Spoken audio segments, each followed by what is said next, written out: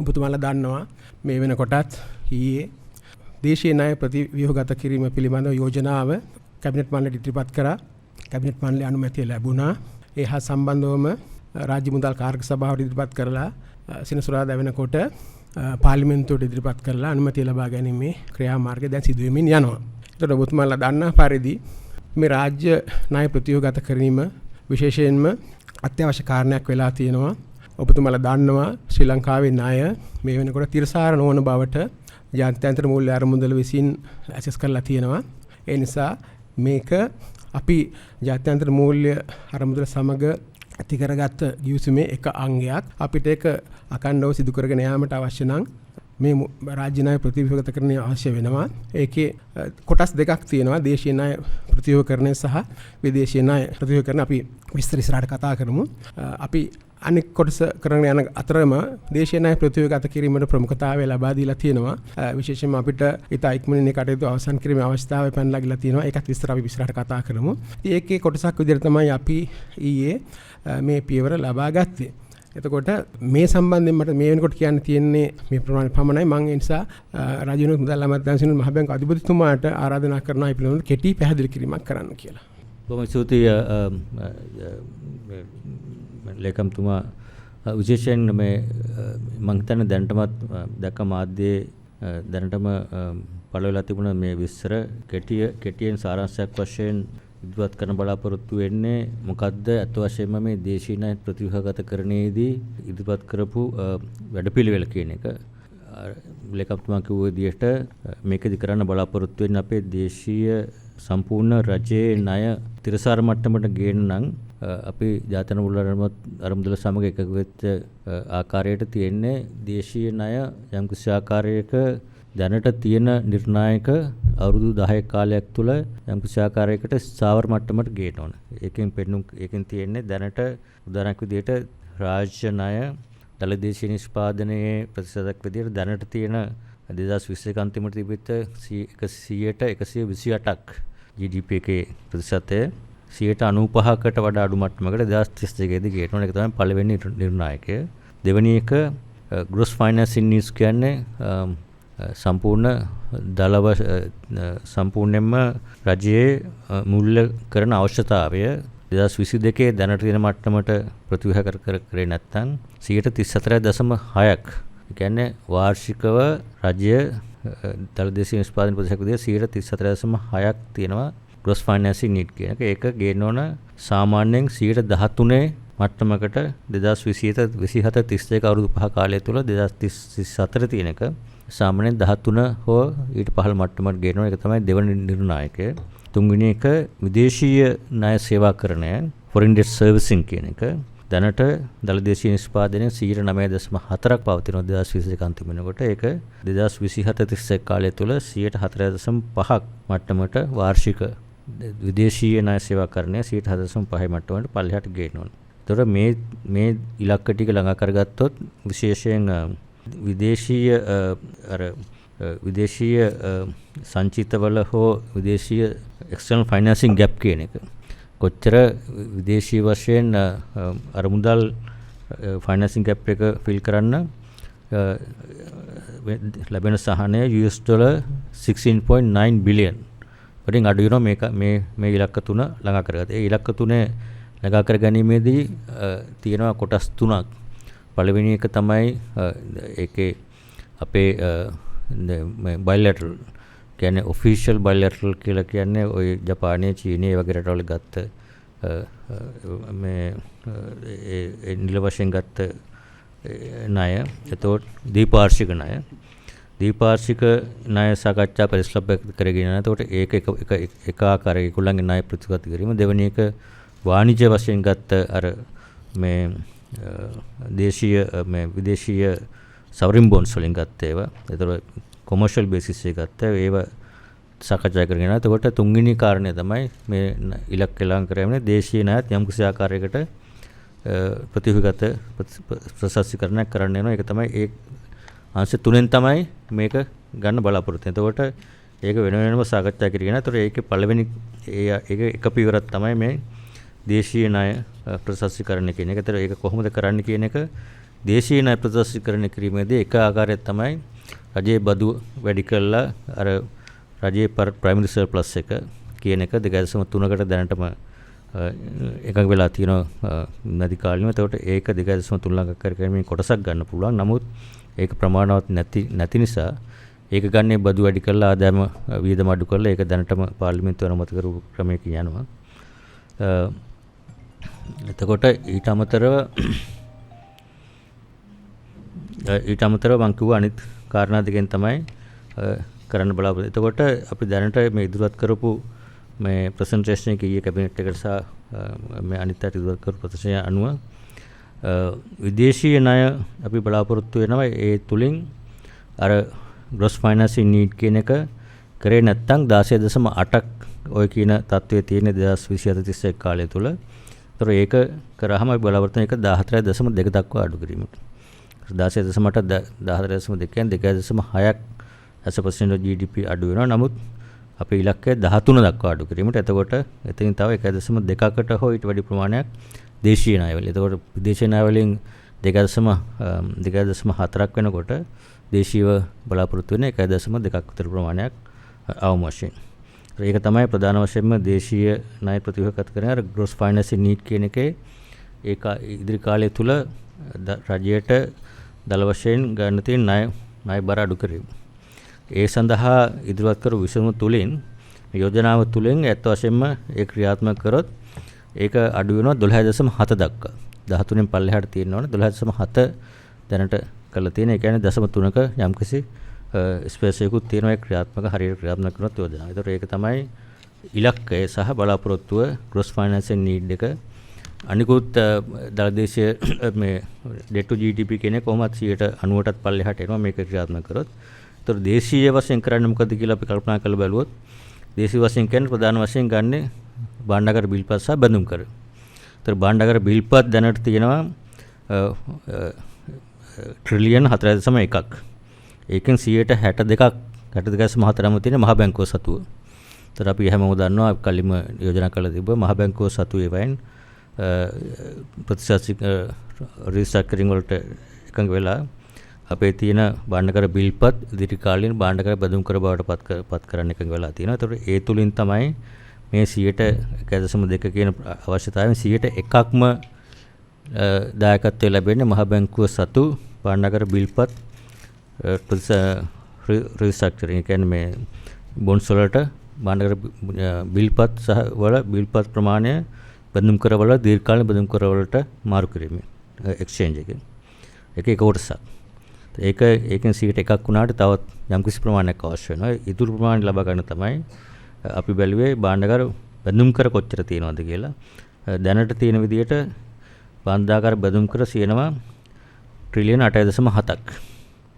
8.7න් 36.5ක් තියෙන්නේ මේ සුපර්ඇනුෂන් ෆන්ඩ්ස් වල EPF වගේ ඒවයි. 36ක් විතර බැංකු වල ඊට අමතරව අනිකුත් ඉන්ෂුරන්ස් වගේ ඒවයි තවත් ඉතුරු කොටස තියෙනවා සහ පුද්ගලික අය අතේ. මෙතනින් අපි බැලුවාම සොලියුෂන් එක අපි යෝජනා අපිට මේ විදිහට යෝජනා කරලා තියෙන විශේෂයෙන්ම බැංකුව පැත්තෙන් අපේ බලන්නේ කොහොමද බැංකු පද්ධති ඉස්සාවිතරක් ගන්න. අනිත් පැත්තෙන් EPF එක පැත්තෙන් මොකද්ද ඒගොල්ලන්ට ලබා දෙන්න පුළුවන් හොඳම විසඳුම. මොකද මේ EPF එකේ කස්ටෝඩියන් විදියට ඉන්නේ මහ බැංකුව. ඒතකොට ඒ අනුව තමයි මහ බැංකුව මේ නෙගෝසියේෂන් වල සම්බන්ධ වෙලා තියෙන්නේ. කොහොමද ඒ ප්‍රසස්සිකරණේ ඔප්ටිමල් සොලියුෂන් එක ලබා ගන්න විශේෂයෙන් ජනතාවගේ තැන්පත් ආරක්ෂා කර ගැනීම එකක්. අනිත් අතෙන් මේ EPF වගේ සේවකයන් අර්ථාස්කර මුල තියෙන මුදල් යම්කිසි ආකාරයක කොහොමද හානියක් නොවි ආරක්ෂා කරගන්නේ. ඒ අනුව තමයි අපි මේ නෙගෝසියේෂන් වලට සාකච්ඡාවට සම්බන්ධ වෙලා යම්කිසි ආකාරයක යෝජනාවකට එකඟ වෙලා තියෙන්නේ. ඒ අනුව යෝජනාව අනුව බැංකු පැත්තෙන් ගත්තාම බැංකු පද්ධතියෙන් ඇත්ත වශයෙන්ම දැනටමත් විශාල දායකත්වයක් රජයේ ණය බර අඩු කිරීමට කරනවා. දැනටමත් ඒ සිද්ධ වෙන්නේ උදාහරණයක් වශයෙන් ගත්තොත් බැංකු වලින් දැනට ගෙවන බදු ප්‍රමාණය දැන් උදේ බාණ්ඩාගාර ලේකම්තුමා සඳහන් කරා මුළු බදු ප්‍රතිශතය බැංකු වලින් ගෙවන 50%ටත් වැඩි කෝපරේට් ටැක්ස් එක 30%යි. ඊට පස්සේ අනිත් එක VAT on financial services කියන 18%යි. තවත් තියෙනවා 2.5ක් මොකද social security contribution 2.5. ඒතකොට 50කට වැඩිය දැනටමත් බැංකු වල තැන්පත් කරුවන්ගේ මුදල් වලින් බැංකු ආදායමෙන් 50ට වැඩිම දැනටමත් බැංකු මගින් බැංකු පද්ධතිය තුළින් භාණ්ඩාගාරයට සහ රජයට යම්කිසි ආකාරයක දායකත්වයක් කරනවා බදු ගේම තුළින්. ඒකට සාපේක්ෂව බැලුවොත් superannuation funds EPF වගේ වයි බදු අය කරන්නේ 14%යි. ඒක අඩු බදු අනුපාතයක් තමයි. ඒක විතර 14% පමණයි ඒගොල්ලන්ගේ අය කරන්නේ. ඒතකොට මේක අර ඉක්විටි කියන ප්‍රශ්නයක් තිබුණා කොහොමද මේක සාධාරණ බෙදා හරින්නේ කියලා. මේක කවුරු විසින් සාධාරණ විදියට මේ පේන් එක ගන්න ඕනද කොහොමද කන්ට්‍රිබියුෂන් කරන්න කියන අනුව බැලුවාම පළවෙනි කාරණය බැංකු පද්ධතිය දැනටම දායකත්වයක් කරනවා. දෙවෙනි කාරණය බැංකු පහුගිය කාලය තුල රටේ ආර්ථිකයේ වෙච්ච ණය ගෙවීම අපහසුතා සහ දීප මොරටෝරියම් අනුව දැනටමත් බැංකු වල අර non performing loans වලට impairment කියන්නේ ණය නොගෙවීම නිසා වෙච්ච යම්කිසි පාඩු ට්‍රිලියන 1ක් බිලියන 916ක් වෙලා තියෙනවා දැනටමත්. ඊටත් අමතරව මොරටෝරියම් වගේ දීලා පහුගිය කාලේ 1.6 trillion worth of outstanding ඒවට කන්සෙෂන් දීලා දෙනවා. එතකොට බැංකු පද්ධතිය යම්කිසි දායකත්වයක් දැනටම ආර්ථිකයට සහ කරලා තිනවා. එතකොට බැංකු පද්ධතිය ආරක්ෂා කර ගැනීම සහ විශේෂයෙන් තැන්පත් කරවන්ගේ මුදල් වලට හානියක් නොවීම ආරක්ෂා කිරීමේ ප්‍රධාන වගකීම. ඒ නිසා තමයි අපි තීරණය කරේ අපි යෝජනා කරේ බැංකු පද්ධතියට හානියක් තව දුරටත් මේ ගැන බරක් පැටීම සාධාරණ වෙන්නේ නැහැ. මොකද දැනවත් ඒගොල්ලෝ ආර්ථිකයට දායකත්වයක් කරලා තියෙනවා. භාණ්ඩාගාරයට දායකත්වයක් කරලා තියෙනවා බදු වලින්. බැලුවොත් බැංකු පද්ධතිය තුළින් තියෙනවා තැන්පත් කරුවන්ගේ තියෙන තැන්පත් ප්‍රමාණය මිලියන 57ක්.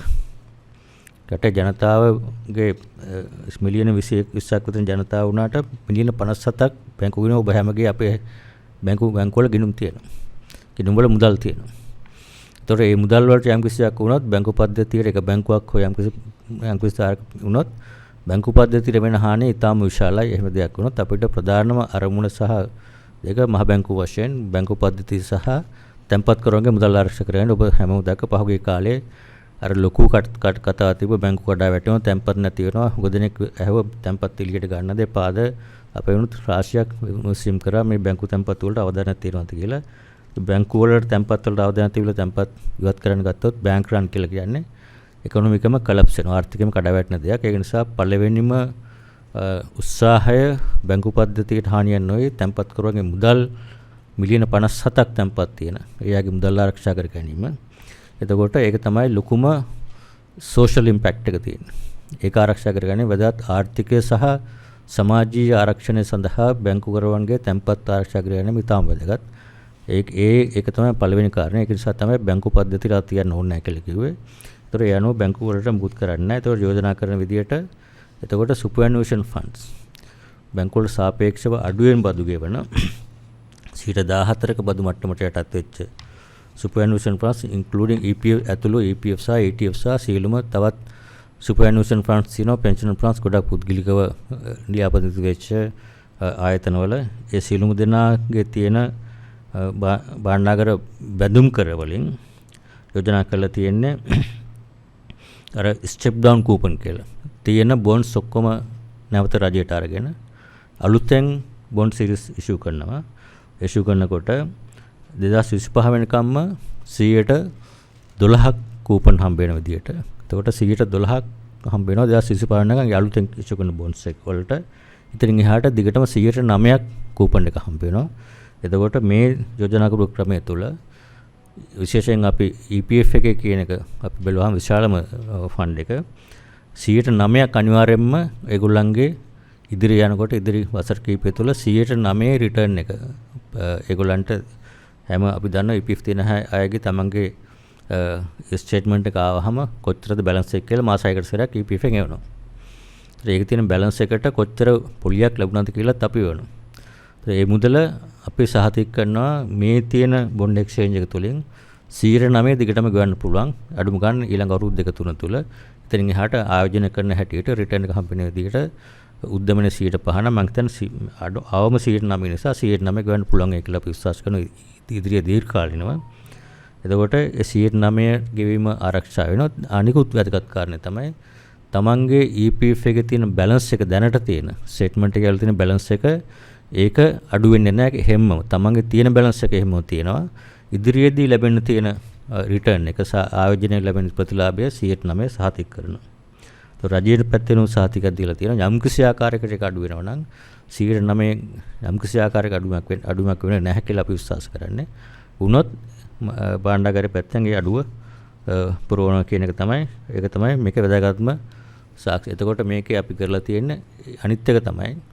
එතකොට මේක සහභාගී වීම ධර්මවත් කිරීම සඳහා එහෙම තමන්ගේ ඒ භාණ්ඩාගාර බඳුම් කර හෝමාරුවට සහභාගී වෙන්නේ නැති අයට නැත්තම් ඒගොල්ලන්ටත් තියෙන choice එකක්.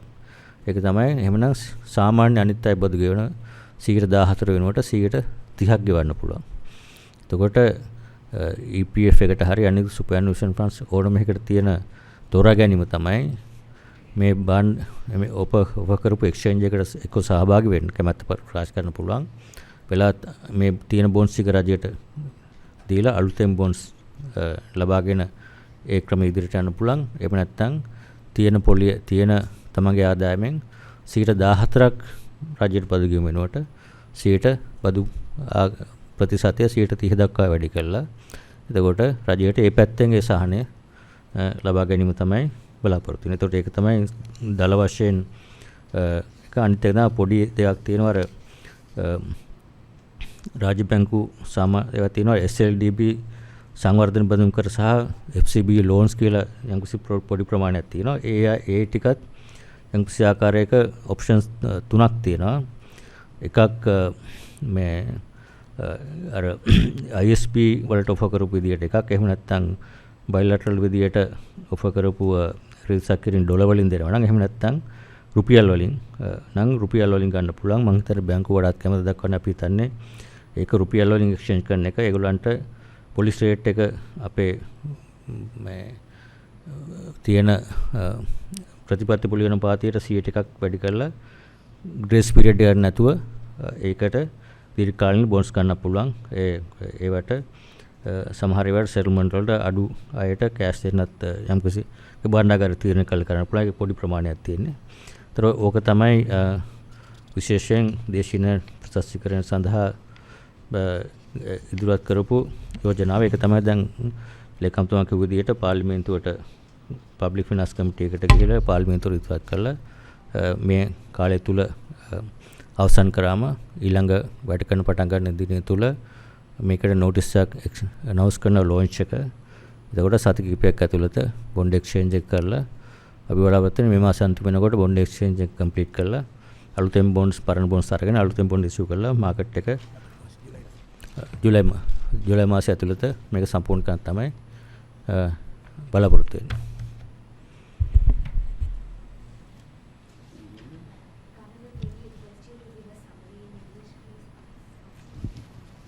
Take long time.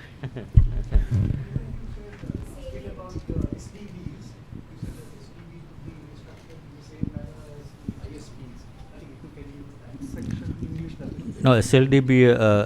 So I mean, briefly, what we have proposed is to. There are 3 parts. The central bank holdings will be restructured.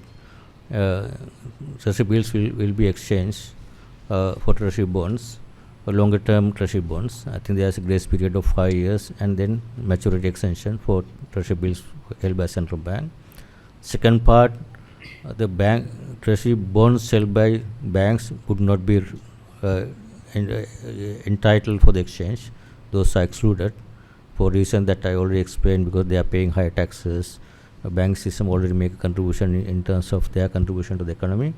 So what we are suggesting is to offer a pre-bond exchange for treasury bonds held by superannuation funds, including EPF, for which what government is offering is what they call step-down coupon. There will be new bonds issued in exchange of older bonds held by superannuation funds, those new bonds will carry 12% coupon until 2025 and thereafter 9% over a longer period. And those will be there will be 12 instruments maturing from 2027 to 2038, and until 2027 interest all will be paid at these rates, and which will this proposal will ensure EPF can pay at least 9% return to their members, and also their balances, whatever balances they are having now, will not be reduced at all. They will maintain the same balance. They will get 9% return going forward in the future, and depending on their investment going forward, they can even earn higher return on the new bonds. Those will be issued if they invest in those bonds. For the SLDB and SCBUs, the offer is that there are two offers. First one, exchange of outstanding SLDBs again new US dollar instruments. If they want to get US dollar instrument, there are two instruments. One is what we are offering, nominal haircut of 30%, 6-year final maturity, interest is 4%. That's first one. Other one is 15-year final maturity, it's a longer repayment, no nominal haircut but longer maturity from 2030. Final maturity 2030 is 9-year grace period, interest 1.5%. And the third option, this is LKR option, Lanka rupee option, which will under that option government will offer 10-year final maturity maturing in 2033. There are no grace period. Interest rates would be floating interest rates. This policy rate plus 1%. So past due interest all will be added up, and that can be settled later. So those are three options for SLDB holders. Thank you. This is in line with what you have offered the international sovereign bond holders. So no, that's what we basically under discussion. So that's what we would expect from international bond holders. But that that's what we are asking. That that's not final yet. That's what we are asking. Yeah. Governor, what would it mean for the bilateral creditors? That's also, I think, it's under negotiation. I don't think we can reveal whatever. This is under negotiations. And Governor, sorry, you mentioned the common platform for bilateral debt negotiation. So as of now, there were concerns that I would like to focus only on DDO here, because this is about domestic of transaction. Since you mentioned the point, Governor, it's just a follow-up. That's we all know there's a Paris Club platform. All the discussion are going on. Before we go to the Q&A session, shall we ask Senior Economic Advisor Dr. Samarthang also to make some comments, please?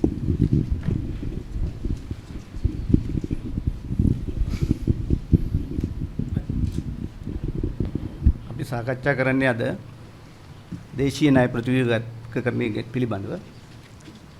අපි මෙතෙන්ට ආවේ 2022 තිබිච්ච ආර්ථික අර්බුදයෙන් යන්න ප්‍රවේශ වෙන්න මාර්ගයක් නැති නිසා රජය තීරණය කරා ජාත්‍යන්තර මූල්‍ය අරමුදලේ සහාය ලබා ගැනීමට. ඒ සඳහා අපි මාණ්ඩලික මට්ටමේ එකඟතාවයක් සැප්තැම්බර් මාසයේ ගිය අවුරුද්දේ එකඟතාවයට පැමිණියා. නමුත් එහිදී වෙන අවස්ථාවල වගේ නෙවෙයි ජාත්‍යන්තර මූල්‍ය අරමුදල ප්‍රකාශ කර සිටියා රජයේ ණය සමස්ත ණය තිරසාර භාවයකට පත් වෙන තුරු එහෙම නැත්නම් දිගින් දිගටම ජාත්‍යන්තර මූල්‍ය අරමුදල කියා හිටියා අපේ ණය ප්‍රමාණය තිරසාර භාවයෙන් ඔබ්බෙහි තියෙන්නේ එළියේ තියෙන්නේ නිසා තිරසාරදාරයට පත් වෙන තුරු ඒ සඳහා වැඩ කටයුතු කරන තුරු අධ්‍යක්ෂ මණ්ඩලය විධායක මණ්ඩලයේ මේ විධායක සභාවට ජාත්‍යන්තර මූල්‍ය අරමුදලේ ඒ යෝජනාව ලංකාවෙන් ඉදිරිපත් කරපු යෝජනාව ඉදිරිපත් කරන්න බෑ කියන එක. මුතුමාලාට මතක ඇති සැප්තැම්බර් මාසේ 1 වෙනිදා ඉඳලා මේ අවුරුද්දේ මාර්තු 20 වෙනිදා වෙනකන් රජයට ණය දීලා තියෙන ජාත්‍යන්තර ණයකරුවන් අතර දීර්ඝ සාකච්ඡාවක් තිබුණා. ඒ සාකච්ඡාවේ මූලික අරමුණ උනේ ෆයිනෑන්සිං ඇෂුරන්ස් මූල්‍යකරණ සහතිකයක් එම ණයකරුවන්ගෙන් ලබා ගැනීම. අපිට ඒක සම්පූර්ණ කරන්න පුළුවන් වුණේ මාර්තු මාසේ දෙවන සතියේ මේ අවුරුද්දේ. ඒ අනුව මාර්තු මාසේ 20 වෙනිදා වෙනකොට ජාත්‍යන්තර මූල්‍ය අරමුදල එකඟ වුණා අපේ ඉල්ලීම පිළිගැනීමට සහ ඉදිරියට කටයුතු කිරීමට. ඒ අනුව අවුරුදු 4ක වැඩසටහනක් ඇතුලේ තමයි දැන් අපි ක්‍රියාත්මක වෙන්නේ ජාත්‍යන්තර මූල්‍ය අරමුදල එක්ක. එහි ප්‍රධාන අංග 5ක් තියෙනවා. පළවෙනි එක තමයි ආදායම් පාදක රාජ්‍ය මූල්‍ය ඒකාබද්ධකරණයක් සිද්ධ කරන්න ඕනේ කියන එක. සරල වශයෙන් සඳහන් කරොත් රජයේ ආදායම 10% නිෂ්පාදනයේ 8% මට්ටමකට වැටලා තිබුණා 2020-21 අවුරුදු වල. ඒ තත්ත්වය ඉහළ නංවා ගන්න ඕනේ කියන තවත් කරුණු ඒට අන්තර්ගතයි. දෙවෙනි කාරණේ තමයි අපි අද කතා කරන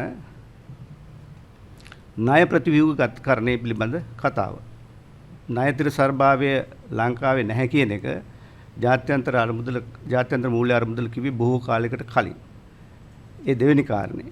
තුන්වෙනි කාරණේ තමයි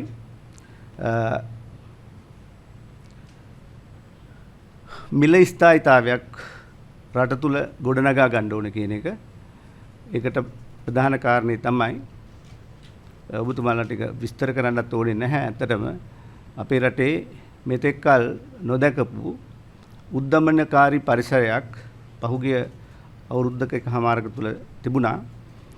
ඒක යම් ප්‍රමාණයකට ස්ථාවර භාවයකට පත් කරගන්න ඕනේ කියන කාරණේ තුන්වෙනි එක.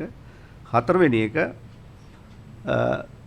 මහ බැංකුව බොහොම අවධාරණයෙන් කියපු කාරණේ මූල්‍යාංශයේ තියෙන ස්ථාවර භාවය ආරක්ෂා කරගන්න ඕනේ කියන එක. ඒ සඳහා විශාල පියවර ප්‍රමාණයක් මහ බැංකුවත් රජයත් අරගෙන තිනවා. ඊට අමතරව පස්වෙනි කාරණේ වශයෙන් දූෂණ විරෝධී ක්‍රියාපිළිවෙතකට රජයේ ප්‍රවේශ විය යුතුයි. ඒක ඒ සඳහා ව්‍යුහාත්මක ප්‍රතිසංස්කරණ සිදු කළ යුතුයි. ඒ වගේම රටේ ආර්ථික වර්ධනය නංවා ගැනීම සඳහා ව්‍යුහාත්මක ප්‍රතිසංස්කරණ සිදු කළ යුතුයි කියන එක. එතකොට මේ කරුණු පහෙන් ණය ප්‍රතිව්‍යුහගතකරණය කියන කාරණේ ඇර අනිකුත් කාරණා සම්බන්ධයෙන් වන රාජ්‍ය ප්‍රතිපත්ති දැන්ම ක්‍රියාත්මකයි. ඒවයි සාධනීය ප්‍රතිඵලත් බොහෝ ඒවා තියෙනවා. රටේ සමස්ත ණය ප්‍රමාණය 2022 අගභාගය වෙනකොට ණය තොගය එක්සත් ජනපද ඩොලර් වලින් බැන්නහම බිලියන 83.67 බිලියන 83.7ක් කියලා ගන්න පුළුවන්. අද අපි කතා කරන මාතෘකාවට අයත් දේශීය ණය ප්‍රමාණය එක්සත් ජනපද ඩොලර් වලින් බිලියන 42.1යි. ඉතුරු හරිය විදේශ ණය විදිහට තමයි සලකන්නේ. ඒනොත් ප්‍රතිව්‍යුහගතකරණයට අදාළ කරගන්නේ බිලියන 19.8ක ප්‍රමාණයක්. ඒ ප්‍රධාන ආයතන 4කට අයිති ශ්‍රී ලංකා මහ බැංකුවට, ඒ වගේම බැංකු කීපයකට, වාණිජ්‍ය බැංකු සහ අනිකුත් බැංකු වලට, ඒ වගේම EPF එකට, අර්ථසාධකාර මුදලට, ඒ වගේම තවත් වෙනත් මූල්‍ය සහ රජයට ණය සපයලා තියෙන ආයතන වලට තමයි ඒක අදාළ වෙන්නේ. මේක හතරට තමයි අදාළ වෙන්නේ මේ බිලියන 19.8 කියන එක. ඒ ආයතන හතර නැත්නම් මේ වර්ගීකරණය කරපු හතර ආයතන හතර ඇතුලේ ණය ප්‍රතිව්‍යුහගතකරණය කියන එක විවිධාකාරයට සිද්ධ වෙන්නේ. හැබැයි අවසාන ප්‍රතිඵලය අපි බලාපොරොත්තු වෙනවා කිසියම් ආකාරයකට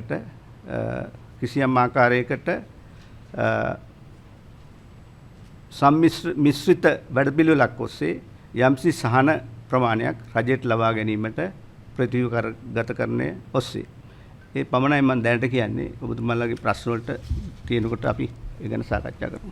පුළුවන් තරම් අපි අද කතා කරන මාතෘකාවට විතරක්ම සීමා වෙනවා. ගොඩක් ස්තුතියි.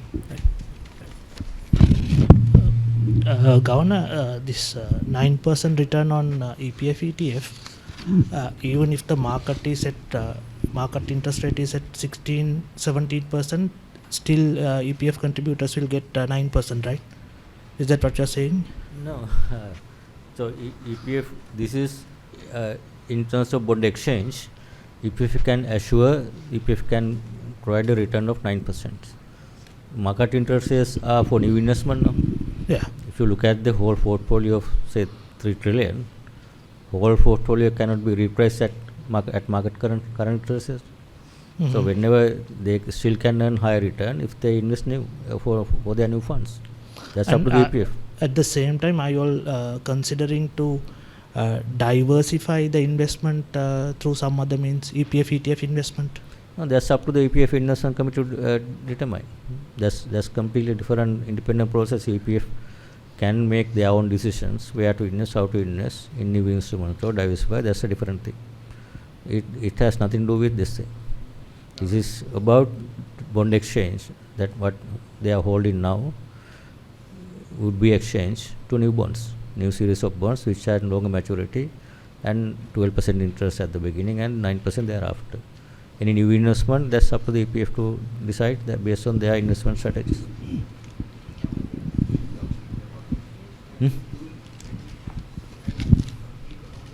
Can't see mic adina.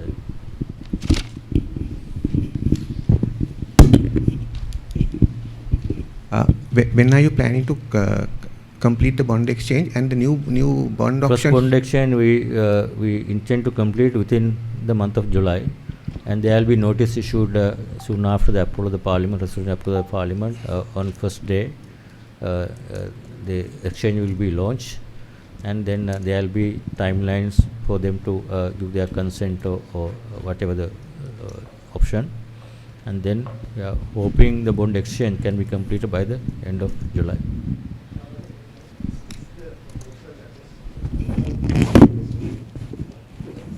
Parliament has not yet approved it. Yes, this is a proposal. Government has approved this.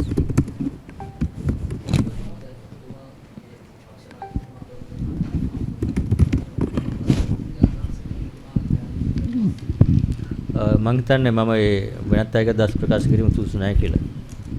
ඒක එතුමාලා ප්‍රකාශ කරයි දැන් කෝප් එක තියෙනවා පාර්ලිමේන්තුවේ තියෙනවනේ. අපි ගිහිල්ලා එතෙන්දී ඉදිරිපත් කරේ මේක තමයි විසඳුම යෝජනා කරන දේ ඉදිරිපත් කරා. එතන සාකච්ඡා වුණා සම්බන්ධයෙන්.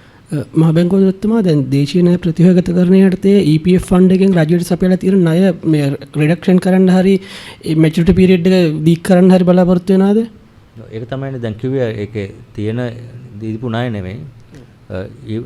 EPF එක භාණ්ඩාගාර බඳුන් කරවල ආයෝජනය කරලා ලබාගත් භාණ්ඩාගාර බඳුන් කර නැවත රජයේ මිලදී අරගෙන ඒ වෙනුවට අලුතෙන් බඳුන් කර නිකුත් කරනවා. පළවෙනි අවුරුදු කිහිපය තුළ 12%ක පොලියක් ලැබෙන කූපන් එක ඉදිරි කාලය තුළ 9% පොලිය ලැබෙන විදිහට බඳුන් කර නිකුත් කරනවා. ඒගොල්ලන්ට වාර්ෂිකව පොලිය දිගටම ලැබෙනවා. පළවෙනි අවුරුදු 5 තුළ පොලිය පමණයි ගෙවන්නේ.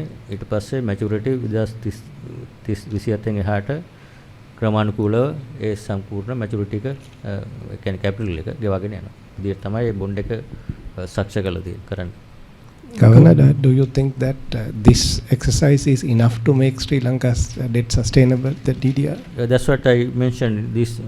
We show the debt targets that we are supposed to make to restore the sustainability. So we hope that this is a domestic contribution, and we are in the process of negotiating with both bilateral and commercial creditors.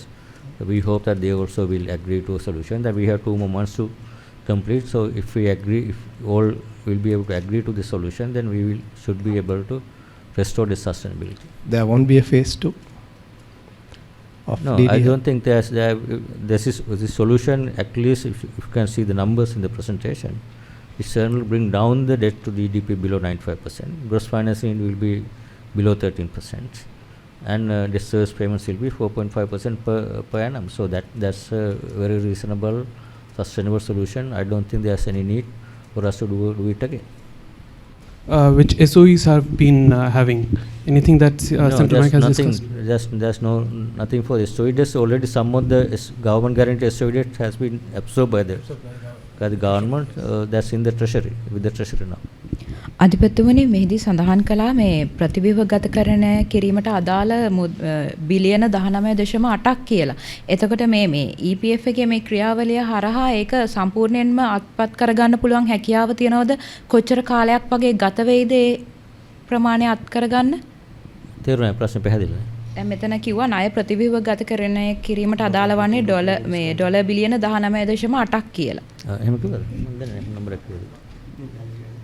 කියන්නේ අපි දැන් මේ කතා කරන දේශීය ණය ප්‍රතිව්‍යුහ ගත කිරීමට අදාළ කොටස ඩොලර් වලින් ගත්තන් පස්සේ 19.8 බිලියන රුපියල් වලින් ගත්තන් පස්සේ දල වශයෙන් 6 ට්‍රිලියන්. ඒ 6 ට්‍රිලියන් එකේ සුපර්ඇනුවේෂන් එකට අදාළ කොටස ට්‍රිලියන 3.5ක් වෙනවා. ඒකට අදාළ කොටස තමයි ඔය අපි කතා කරන්නේ. EPF ETF අර ඔක්කොම සුපර්ඇනුවේෂන් තියෙන ඒ කොටස ඇතුලේ. එතකොට ඉතුරු කොටස කොහොමද ළඟා කරගන්නේ? ඉතුරු කොටස තියෙන්නේ සෙන්ට්‍රල් බැංක් ට්‍රෙෂරි බිල්ස් කොටස තියෙනවා. ඒකේ තියෙන ට්‍රිලියන 2.6ක්. බැලන්ස් එක තමයි SLDB and FCB කියලා තියෙන්නේ. Mr. Senator, you can help me, like, governor said that the tax on this EPF superannuation funds will be increased from 14% to 30%. Can you elaborate on that? How does it happen? දැන් තියෙන්නේ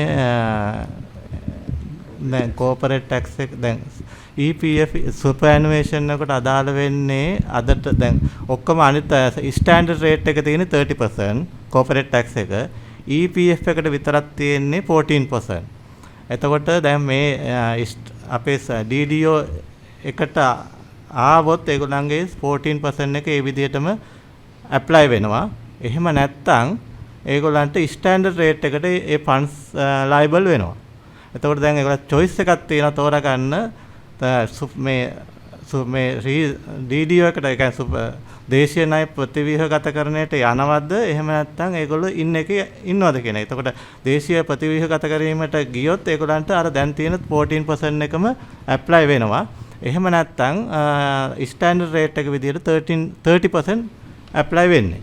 එතකොට මොකද 30% කියන්නේ දැන් governor කිව්වා වගේ අනිත් ඔක්කොම සෙක්ටර් එක banking sector එක 50% තියෙනවා. අනිත් corporate ඔක්කොම insurance and other ඔක්කොම 30% තමයි ඒගොල්ලන් income tax එක liable වෙන්නේ. 14% දීලා තියෙන්නේ EPF superannuation fund වලට විතරයි. ඒතර මේක මේකට එනවා නම් ඒගොල්ලන්ට ඒ රේට් එකම තියෙනවා. එහෙම නැත්නම් 30% වලට liable වෙනවා. ඒතර choice එක තියෙන්නේ ඒගොල්ලන්ට වැඩිය වඩාත් සුසු එක මොකද්ද වැඩිම return එක තියෙන එක බලලා ඒ අනුව තීරණය ගන්න. අධිපතිතුමනි ඔබතුමාගේ ප්‍රකාශ කරපු බැංකු පද්ධතිය යටතට මේ මූල්‍ය ආයතනත් අඩංගු වෙනවද? ඔව් මේ බැංකු පද්ධතිය කියන්නේ මේ සම්පූර්ණයෙන් මේ ඒ කියන්නේ මහජන තැන්පතු ලබා ගන්න ආයතන කිසිම දෙයකට මේක ඒගොල්ලන්ට මේක අදාළ වෙන්නේ නැහැ. Governor, yeah. Can you explain on the phase 2 of DDO where you're going to get a hit, the central bank is going to get a hit, the biggest hit I think. Yeah. Explain that. And then if you were going to safeguard the banks, why did you create or there was an impression created that there'll be a run on the banks and extend with a 5-day holiday. Was that relevant? Yeah, I think that's a misunderstanding. So, I mean, you as a, respected financial journalist would know when these things are announced, and there could be a lot of speculation, manipulation in the markets if markets are kept open. So that's the main reason why Friday was announced as a holiday, because all approval will be obtained after the parliament approval. In between there will be a lot of discussion, but obviously proposal is out, it's a proposal. Not yet approved by the parliament properly in legal terms. So until then there could be a speculation because those are market trading. In one hand, treasury bonds can be traded in the market, and on the other hand, bank stocks can be traded in the market on the speculation and manipulation. So just to prevent that kind of a market panic, speculation, stabilize the markets, that's the reason we wanted to announce Friday as a holiday, that markets would not function. That's the only reason, nothing to do with the banking system concerns or stability. So why we announce, because there's a lot of speculation even before that there will be a impact on public deposits, a lot of inquiries about whether they need to withdraw their money from the banks. Just to settle those concerns, that's why I came out and explained the reason for this announcement of the public holiday is to complete this domestic debt optimization process properly within a proper time period, and so that can be discussed publicly, can have debate in the parliament committees, and finally approve and announce the strategy and launch the strategy on the first working day before markets open. That's the whole idea. and central bank. Yeah. Central bank, obviously, we already announced it earlier. That is not new thing. Treasury bonds, treasury bills held by central bank is about, I think, more than 2.6 trillion. The stock will be exchanged for treasury bonds for a maturity. I think can't remember the numbers. We will be getting 4 instruments. Maturity from 2032 carrying 4% equal to 4% of tendered amount. 6 instrument maturing between 33 and 38, that's 14%, and then step down coupon at the beginning 12.4% until 2024, 7.5% until 2026, and 5% until the maturity. So those are the coupons, T-bonds carrying those coupons we will be getting in exchange for treasury bills. Those, if not, would be matured within 1 year period. අධිපතිතුමා ISB වල invest කරලා තියෙන දේශීය වාණිජ බැංකු සහ දේශීය ආයතන මෙහිදී සලකන්නේ දේශීය ණය හිමියන් විදිහටද නැත්නම් විදේශීය ණය? විදේශීය ණය හිමියන් විදිහට. මොකද ISB කියන්නේ වෙනම ඉන්ස්ට්‍රුමන්ට් එකක් under different law. ඒකට ඒගොල්ලන්ට තියෙන මොන හරි ඇග්‍රී වෙන සොලියුෂන් එක තමයි හැමෝටම ගන්න වෙන්නේ. ඒක වෙනමම සලකා බලන්න වෙන්නේ විදේශීය ණය ප්‍රතිවගත කර විතරෙන් වාණිජ ණය ප්‍රතිවගත කිරීමේදී තමයි ඒක.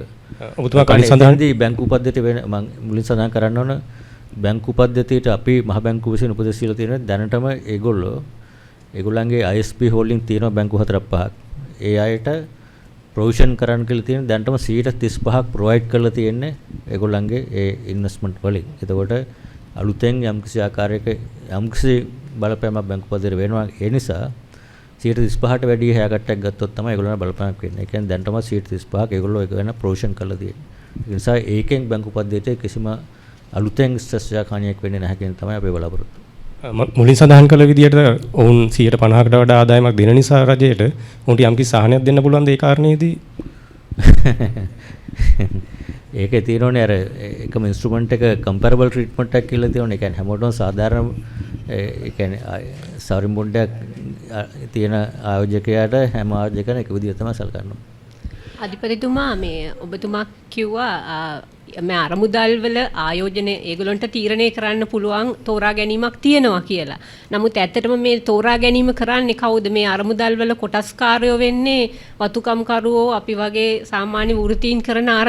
එතකොට අපි නෙමෙයි තීරණය කරන්නේ මේ අපි මොකද තෝරගන්නේ කියලා. එතකොට ඒකේ අසාධාරණයක් තියෙනවා නේද? ඒක තෝරා ගැනීම කරන්න තියෙන ඒක අරමුදල් වල පාලනය කරන තියෙනෝනේ අපි කියමු දැන් EPF එක නම් මුදල් මණ්ඩලය තමයි කස්ටෝඩියන්. නමුත් ඒ මුදල් මණ්ඩලය කියන්නේ රජයේම පත් කරපු පිරිසක්. කම්කරුවෝගේ නෑ දැන් මේ රටේ තියෙන නීතිය අනුව EPF එකේ නීතිය අනුව මුදල් මණ්ඩලය තමයි යම්කිසි ආකාරයකට ඒ සමාජිකයන් වෙන්නේ මේ අරමුදල බාරකරු විදියට එතකොට මේ රජය විසින් කියනකොට ඒ කියන්නේ රජයනේ ණය දෙන්නේ. අපි තමයි ඒකට EPF තමයි මේකට ආයෝජනය කළේ. ඒ නිසා තමයි අපි සම්බන්ධ වෙන්නේ මේකට. උදාහරණ මේ EPF එකේ සමාජිකයන් වෙනුවෙන් ගන්න පුළුවන් හොඳම විසඳුම මොකක්ද කියන එකට තමයි අපේ දායකත්වය මේ සාකච්ඡාවේදී සිදු වෙන්නේ.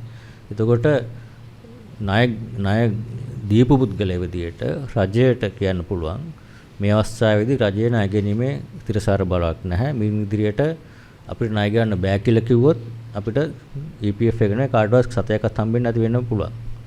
හැබැයි මෙතෙන්දී සාකච්ඡා කරලා ණය මෙතෙක් කල බාණ්ඩාගාර බිල්පත් බදුම් කර EPF එක සහ ආයෝජන කරපු අයට කිසිම අඩුවක් නැතුව මුදල පොලිය හැම එකම මෙතෙක් කල සියලුම දේ ගෙවලා තියෙනවා. අපි ඒකත් කල්පනා කරන්න ඕනේ. ඒ කියන්නේ රජයට කොච්චර මුදල් අමාරු තිබ්බත් බාණ්ඩාගාර බිල්පත් සහ බදුම් කරවලට මෙතෙක් සියලුම ආයෝජන වලට ඒ ආකාරයට ගෙවලා තියෙනවා. හැබැයි විදේශීය අයට දැන් ගිය අවුරුදු අප්‍රේල් ඉඳන් ගෙවීම නවත්තලා තියෙනවා. ගෙවීමට නොහැකි වීම නිසා. එතකොට මේ දිගටම ගියොත් එහෙම වෙන්නේ රජයට මේ ආකාරයට මේ පොලි වලට රජයේ ආදායම හැපෙනවද අඩු කියලා.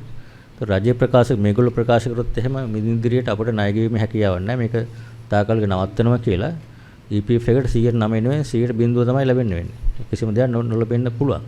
ඒ අවධානය අඩු කළා රජය ඉදිරිපත් කළා තියෙනවා මෙන්න මේක තියෙනවා අවශ්‍ය නැත්නම් රජයේ බදු ගේමේ ඇති තියෙන ජනතා පාර්ලිමේන්තුව සහ බදු ගේමේ ඒක. ඒතර රජය තීරණය කරොත් මේ බදු ගන්න කියලා.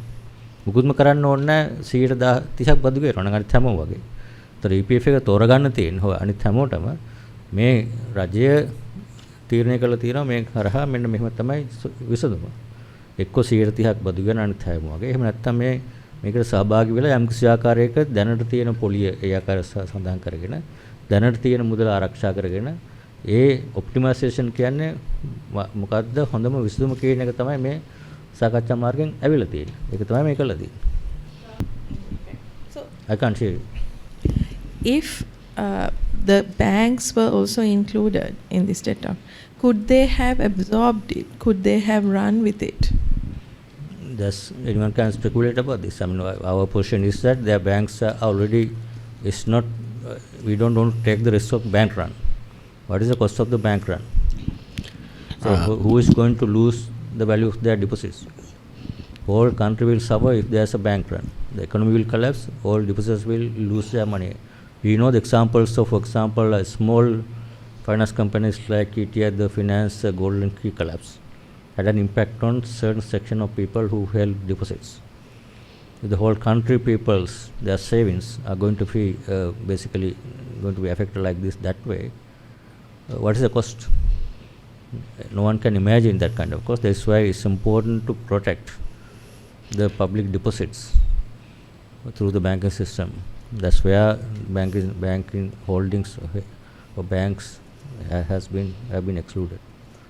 අධිපතිතුමනි මේ දැන් මේ කලින් අහපු ප්‍රශ්නයකටම සමාන කොටසක් මේක ඇත්තටම දැන් EPF එක ගැන කතා කරනකොට ඔබතුමා බැංකු පද්ධතිය ගැන විවිධ බිය පැතිරෙන බව කතා කරා. EPF එක සම්බන්ධයෙන් ඔය ආකාරයෙන්ම මතමතාන්තර පළවන රජ්‍ය කොටසක් තියාගන්න යනවා ගෙවන්න නැතුව යනවා වගේ නොයෙකුත් කතන්දර පහුගිය ටිකේ ගියා. ඒකෝට දැන් මේ භාණ්ඩාගාර බිල්පත් ක්‍රමයේ හෝ ඔබ යෝජනා කරන අනිකුත් කියන්නේ අනිත් 130 බදු ක්‍රමයේ යටතේ මේකේ අන්තිම කෙලවරේ ඉන්න අපි දැන් කිව්වොත් අඩු ආදායම් ලැබි කම්කරු වගේ බොහෝ පිරිසක් මේකට දායක වෙලා ඉන්නේ. එයා විශ්‍රාම යනකොට ලැබෙන මේ මුදලට ඒකට මොකද වෙන්නේ? සරලවම කිව්වොත් ඉතින් ලැබෙන මුදල ආරක්ෂා කර ගැනීම තමයි මේකෙන් ප්‍රධාන වශයෙන්ම සිද්ධ වෙන්නේ. ලැබෙන මුදල දැනට තියෙන මුදල ඒ ආකාරයෙන්ම වෙනසක් වෙන්නේ නැතුව තියෙනවා. ඊට අමතරව මුදල ආයෝජන EPF එකෝ ආයෝජන කිරීම නිසා ලැබෙන පොලිය ආදායම ඒ තමන්ගේ තියෙන මුදලට 9% බැගින් ඉදිරි කාලය තුලත් පහුගිය කාලේ ලැබුණ 9%යි මේක සුදුසු කරන්නේ නැතුව ඉදිරියේදී 9% ලැබෙනවා කියන සාතිකය දීලා තියෙනවා. එතකොට ඒගොල්ලන්ගේ දැන් තියෙන තත්ත්වය සහ ඉදිරියේ තියෙන තත්ත්වය අතර වෙනසක් වෙන්නේ නැහැ මේක තුලින්. හැබැයි මේක නොකර ගියොත් එහෙම 30ක් බදු ගන්න කියලා සිද්ධ වුණත් ඒගොල්ලන්ට මීට වැඩිය ගෙවන්න තියෙන 9% ගෙවන්න බැරි වෙයි 7ක් 8ක් විතර වෙයි ඒකට ගියොත්. ඒතකොට තෝරා ගන්න තියෙන්නේ අපි EPF එකේ කස්ටෝඩියන් විදියට සමාජිකයන් වෙනුවෙන් මොකක්ද ඒගොල්ලන් තියෙන හොඳම විශ්සුම කියන එක. එතෙන්දී අපිට තෝරා ගන්න වෙන්නේ අපි දකින්න විදියට මූලිකව ඒක තව හොඳට කරුණු සලකා බලලා මොන බොන්ඩ්ස් තියෙන්නේ කොහොමද වෙන්නේ යීල්ඩ් එක මොකක්ද දැන් ඒ සලකා බලලා අපේ තීරණ ගන්න ඉදිරියේදී ඒක බොන්ඩ් එක්ස්චේන්ජ් එක අනවුන්ස් කරාම නමුත් මට පේන විදියට මේ තියෙන බොන්ඩ් එක්ස්චේන්ජ් එක සහභාගී වුණොත් 9%ක් ගන්න පුළුවන් කියන විශ්වාසය තමයි අපි සඳහන් කරලා තියෙන්නේ. tempat ඒ තියෙන අරමුදලේ බැලන්ස් එකට මුකුත් වෙන්නේ නැහැ. ඒක ඒ ආකාරයෙන් පවතිනවා. මම දැන් ඒක විශේෂයෙන්ම සඳහන් කළ යුතු වාර්තා කළ යුතු කාරණයක් ඔබතුමා කිව්වා හරි. මේක අපි අනවුන්ස් කරන්න ඉස්සෙල්ලා ගොඩාක් අය ස්පෙකියුලේට් කරා මේක අපි කියන්න ඕනේ මොකක්ද උනේ කියලා. ඉතින් මේකත් හරි විදිහට මේවා කරන්න ඒ වගේ ගෙවන ගෙවීම මේ විදිහටම සිද්ධ කරනවා. ඒකට බලපෑමක් වෙන්නේ නැහැ කියන එකයි 9% පොලියක් ලැබෙනවා කියන එක අනිවාර්යෙන් සඳහන් කළ යුතුයි විශේෂයෙන්. කොච්චර කොහොම කිව්වත් ඔය දුර්මත යන්නේක නතර කරන්නට බැහැනේ. ඒතර රජයේ පාර්ශවයෙන් ඔබතුමාලා පාර්ශවයෙන් කොයි ආකාරයකද මේක ජනතාවට හරියට මේ තොරතුරු ගෙනියන්න වැඩපිළිවෙලක් හැදුවද? හදලා තියෙනවද? ඔතෙන් ඇත්තටම ඔබතුමා කිව්වා වගේ දැන් මේකත් ඒකෙම එක කොටසක් තමයි. ඉතින් අපි මේ හරි දේ කියලා දෙනවා. මොකද ඔබතුමාට දැන් ඊයේ වෙනකම්ම තිබුණේ කොයි වගේ තත්ත්වයක්ද රට තුල. අපි හැමෝම දන්නවා මට කෝල්ස් කීයක් ආවද? අධිපතිතුමාලා හැමෝටම එහෙමයි මේක මොකක්ද වෙන්නේ යන්නේ බැංකු කඩන් වැටෙනවා රට විනාශයි කීයක්ද කිව්වද? ඉතින් ඒක හරියම ඇත්තටම මට හරියම වේදනාකාරී තත්ත්වයක්. මොකද මේක රට මූලා දීලා තියෙන ඉතාලම තියුණු අභියෝගයකට. මේ අභියෝගයට මුහුණ දෙනකොට ඒ මුහුණ අපි රටේ මේ තත්ත්වයේ තිබුණා වුණාට මම මුදල් ලේකම්ත්‍රි විශේෂයෙන්ම සඳහන් කරන්න කැමතියි අපේ අභියෝගය තාම ඉවර නැහැ. මොකද මේක තිරසාර විදිහට පවත්වාගෙන යන්න නම් අනිවාර්යෙන් මේ හා සම්බන්ධ මේ කටයුතු කළ යුතුමයි. ඔබතුමාලට තේරෙන්නේ නැති අපි කොච්චර අවධානයකින් තියුණු ලෙස විශ්ලේෂණය කරලාද මේ තත්ත්වයට ඇවිල්ලා තියෙන්නේ කියන අපි දන්නවා බැංකුවේ තියෙන ප්‍රශ්න අපි දන්නවා ඔබතුම කිව්වා වගේ EPF එකට තියෙන ප්‍රශ්න ඒ අයටත් අසාධාරණයක් නොවන විදිහට බැංකුවටත් අසාධාරණයක් නොවන විදිහට නමුත් මේ තත්ත්වෙනුත් ගොඩ එන්න ඕනනේ ඒ ඔක්කොම සාකච්ඡා කරලා තමයි මෙතෙන් ආවේ මේ ඉතින් ඔබතුමාලා කියන්නේ හැම දෙයක් ගැනීම අපි දැනුවත් ඉතින් කරුණාකරලා අපිට ඒ පණිවිඩය තමයි ඉස්සරහට ගෙනයන්න අපි ඉදිරියටත් මම හිතන පුළුවන් විදිහට අපි රජයේ විදිහට මම හිතන විශේෂයෙන්ම සංවේදන ක්‍රියාමාර්ගය අරගෙන යන අපි බලාපොරොත්තු වෙනවා මේක ඔබතුමා කියන එක හරියටම හරි විශේෂයෙන්ම ඈත ගම්වලින් මේ මොකක්වත් කරගන්න බැරි දුප්පත් ඒ ජනතාවට තමයි මේකේ නියම පණිවිඩය යන්න ඕනේ මොකද මේක නොකළොත් එහෙම වෙන්නේ අපිට දේශීය ණය ප්‍රතිව්‍යුහගත නොකරොත් එහෙම මේ දායකත්වය අපි නොදොනොත් එහෙම විදේශ වශයෙන් අපි රිස්ට්‍රක්චරින් වලට එන එක හම්බෙන්නෙත් නැහැ. එතකොට අපි දැන් මේ වෙලාවේ IMF එකත් එක්ක ප්‍රෝග්‍රෑම් එකට අවිල්ලා තියෙනවා. එතකොට මේ ප්‍රෝග්‍රෑම් එකේ ක්‍රියාකාරීත්වයත් මේ රිස්ට්‍රක්චරින් අපි දක්වන මේ ප්‍රගතිය උඩ තමයි රැඳිලා තියෙන්නේ. එතකොට ඒක නොවුනොත් එහෙම අපේ රටේ අනාගතය ගැන හිතා ගන්න බෑ මොකක්ද වෙන්නේ කියන එක. ඒ තරම්ම සංවේදී කාරණයක්. ඒක මම මේ ඔබතුමා කරුණාවෙන් ඉල්ලන්නේ ඒකයි මේක හරියටම මේ වාර්තා කරන්න කියන එක. ඒකන්තුව මෙතන අතුරු ප්‍රශ්නයක් පැන නගිනවා. දැන් ශ්‍රී ලංකාවේ ණයතර බව නැහැ කියන එක අවුරුදු 10ක් 15ක් තිස්සේ අපිට අවබෝධ වෙන දෙයක්. එවැනි තත්ත්වයක් තියෙද්දී අයි EPF එක වැඩි වශයෙන් මේ බොන්ඩ්ස් වල ආයෝජනය කළේ මෙවැනි අවදානමක් ගත්තේ ඇයි වැඩි ප්‍රමාණයක් ආයෝජනය කරන්නේ? එකක් මම හිතන්නේ අවුරුදු 10ක් තිස්සේ නැහැ තිරසරාපය නැහැ තිරසරාභාවයේ නැහැ කියන එක දාතන මුල්ලර මුදල පව තීරණය කරේ මේ 2020 පුලිමර RF මොකද රැපිඩ් ෆයිනෑන්සින් ඒගොල්ලෝ කරේ ඇනලිසිස් එක අනවුන්ස් කරේ ඒක හැබැයි 20 මාර්තු වලදී RFI කිල්ලුවාම රැපිඩ් ෆයිනෑන්සින් ඉන්ස්ට්‍රුමන්ට් කිල්ලුවාම තමයි ඒ වෙලාවේ කිව්වේ මේක ප්‍රතිවගත කරන්න ඕන කියන සාකච්ඡාව ඇත්තේ ආවේ නැත්තම් 2021 වගේ අරුදුවලනේ ඒ කලින් තිබුණේ නැහැ. එතකොට ඊළඟ කාරණේ තමයි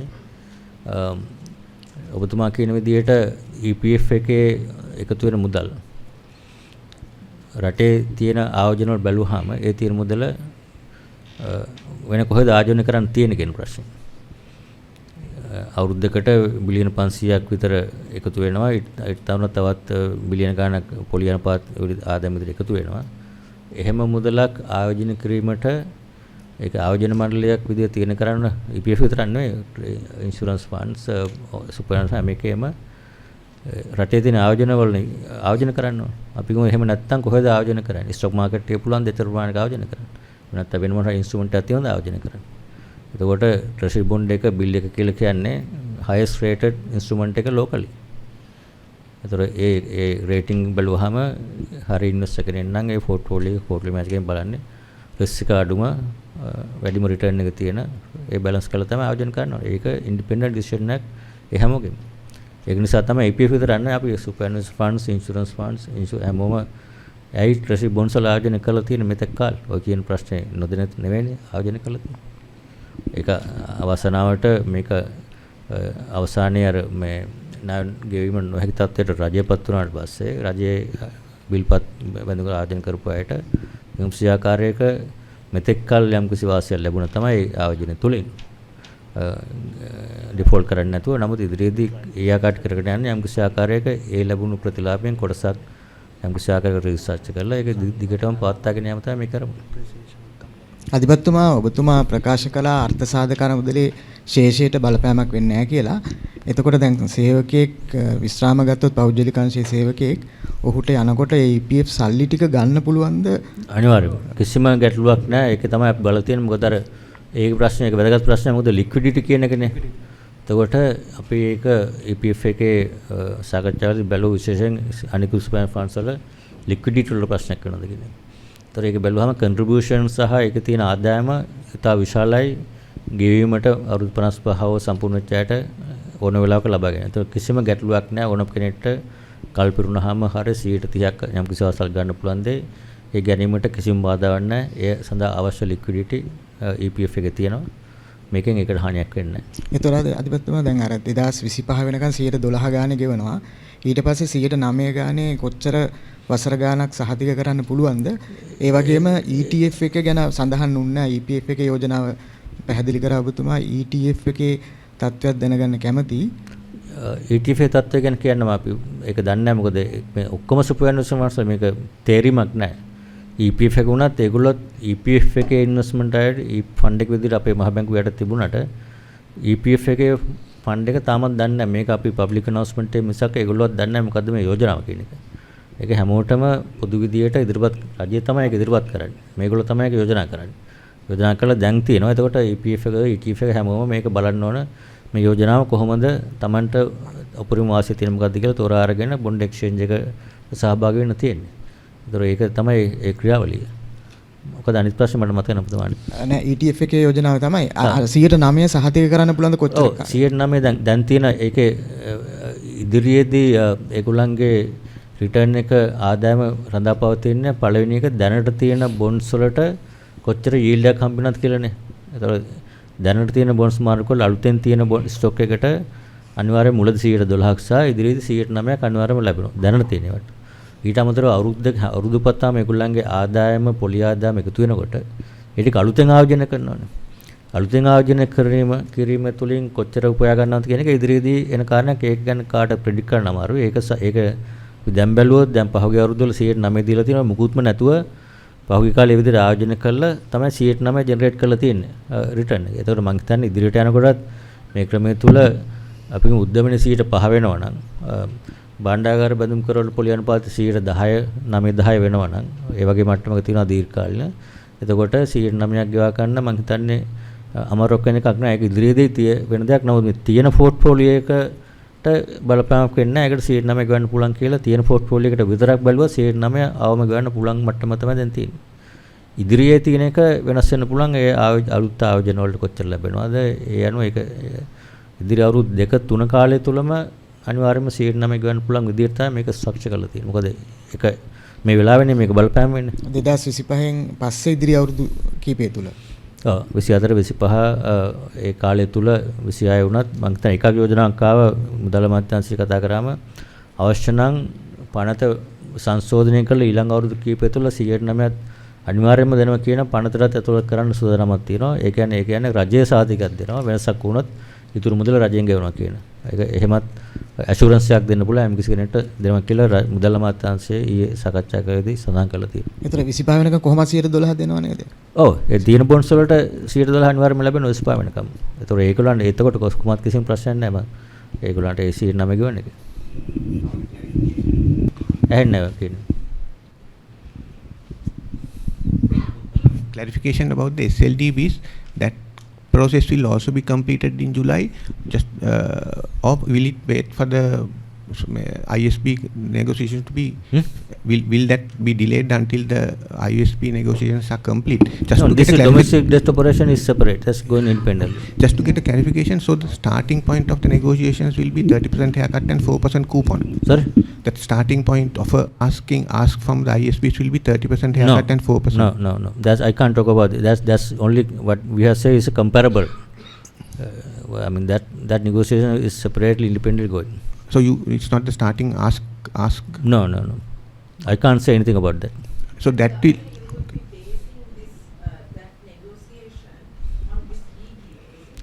No, the requirement is that we have to do the DDO also for them to be able to continue negotiation, because that say if external creditors are willing to come to an agreement, they want to say what is the contribution from domestic creditors. This is what.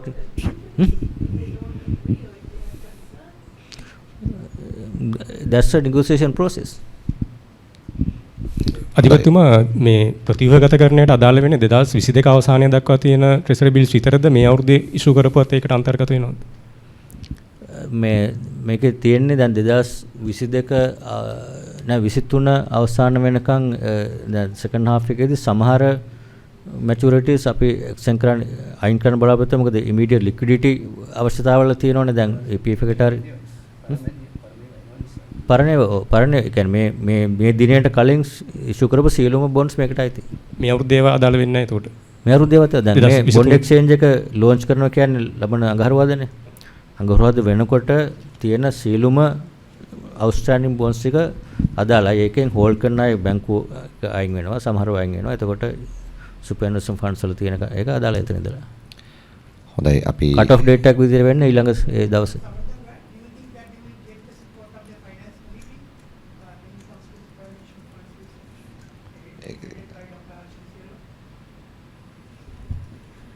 That will be discussed among themselves.